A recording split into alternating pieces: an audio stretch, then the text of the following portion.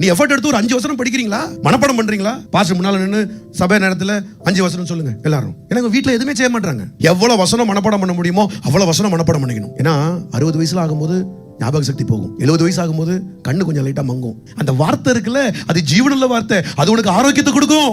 நல்லா மனப்பாடம் பண்ணு. இப்ப நல்ல டைம் இருக்குல்ல, ஸ்கூல்ல தான் விட்டீங்க, இப்பயாச்சும் பிடிங்களேன். அல்லேலூயா.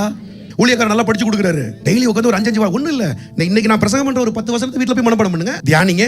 அப்படியே அது மைண்ட்ல சேரும். வசனம் சேர சேர சேர சேர அது நமக்கு எலும்புகளுக்கு ஔஷதம். நீங்க எந்த இன்ஜெக்ஷன்லயும் எந்த மாத்திரையிலையும் கிடைக்காத கர்த்தர் இந்த வார்த்தையை கொடுத்து நம்மளை உயிர்ப்பிக்கிற தேவனாய் இருக்கிறார். அல்லேலூயா.